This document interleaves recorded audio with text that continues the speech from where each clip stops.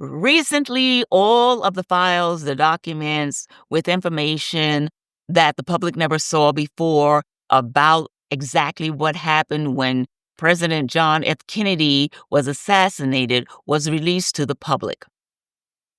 I am not going to talk about that right now. What I want to talk about is upon hearing that these files were finally being released after 62 years, it took me back to where I was and what I was doing upon hearing that our president, John F. Kennedy, had been shot. And that's what we knew at first. It was 1963. I was 13 years old. I was in the 7th grade at Lincoln Junior High School in Greensboro, North Carolina. As far as I could tell, and at 13, I wasn't that much into politics. I was kind of like following the lead of what I would hear my parents and the people around me say. From what I could gather, we liked President Kennedy. From what I could gather, he was someone that was interested in moving forward with the civil rights of the Negroes, as we were referred to in those days. He wanted to move the civil rights forward. So we all liked him. He was a beloved president. And we were in a period, I remember being in that period where we, in general, respected the office of the president. And so, but we seem to have gotten a good one this time. That's what I was hearing. He was good. He was going to do what he could to help the Negroes move forward. So it was November. It was a Friday. We were having a good time at school. We were all giddy because it was Friday. And because it was November, meaning that we knew we were going to be out some days coming up because of Thanksgiving. And we knew that once Thanksgiving came, it wouldn't be any time before we'd be home from school for our Christmas break. And of course, we enjoyed celebrating Christmas. So it was a Friday. And like I say, in the 7th grade, I don't know what subject we were in at the time, but I believe that over the PA system, at around noontime or something like that, it was announced that the president had been shot. And this took us all aback, but we weren't thinking dead. We weren't thinking he was going to die. We just thought some bad person shot our president. I'm thinking, why would they shoot our president? They don't want the Negroes to have anything. But in my head, I'm thinking he's going to be okay. I wish they hadn't shot him, but I think he's going to be okay. It wouldn't be until just about when school was about to let out, it was almost 2:00 or maybe a little after, when I don't know if it was another announcement over the PA or we were just hearing the news that the teachers were telling us it was trickled down. Now we're finding out that not only had he been shot, but that John F. Kennedy had died. Now that was surreal.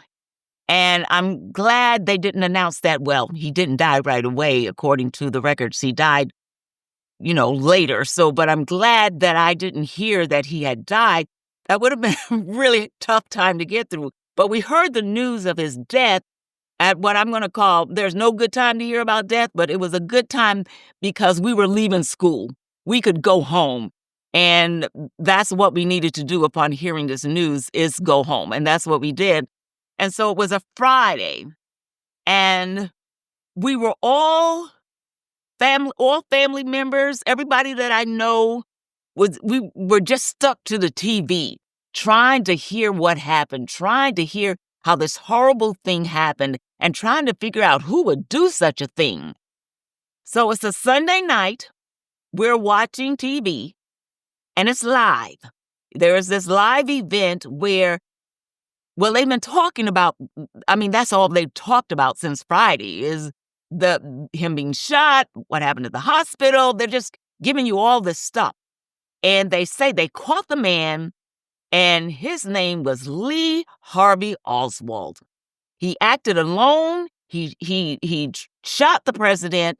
And so on this live event that was happening, I was gathered around the TV with my family. We're all watching, and they're taking this guy, Lee Harvey Oswald. Now, I was curious. I wanted to see what this person looked like, what the person that would kill our president, what must you look like?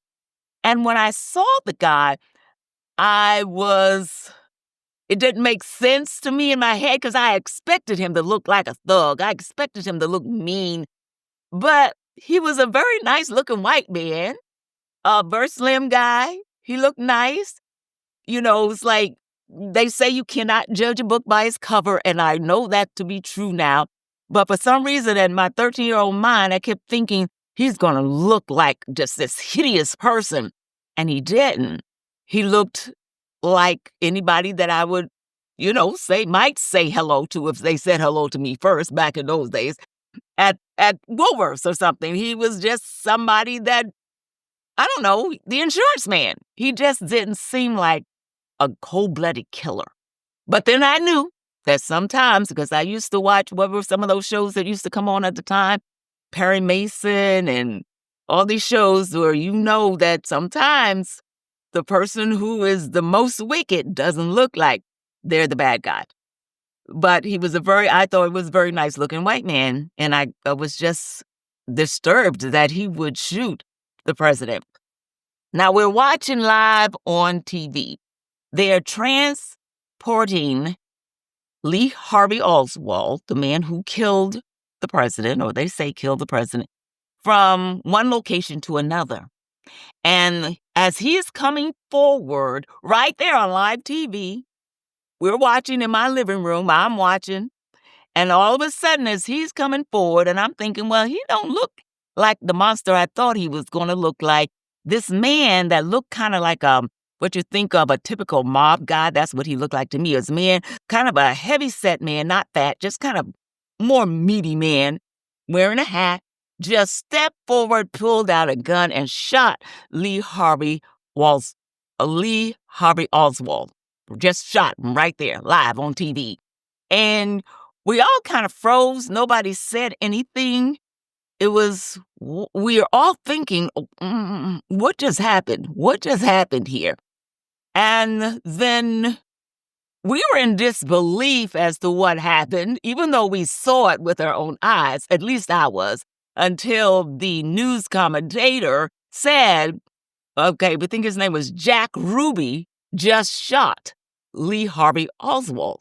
Now, I believe Lee Harvey Oswald was pronounced dead, like, on the scene. And that was just surreal. I'm thinking, what world do we live in? So we still were around the TV. It wouldn't be that long. Okay, so President Johnson, Lyndon B. Johnson, who was the vice president, immediately became president. Now, a lot of people weren't sure what to think of him. We didn't feel the same passion and compassion for him, Lyndon B. Johnson, that we did for John F. Kennedy, but he was the vice president, so he was now the president, and we respected the office of the president. I couldn't get a good read on what people were feeling about him, but I knew it wasn't the same kind of passion and even love that we had for John F. Kennedy. Okay, so Lyndon Baines Johnson was now the president. Everything was moving so quickly.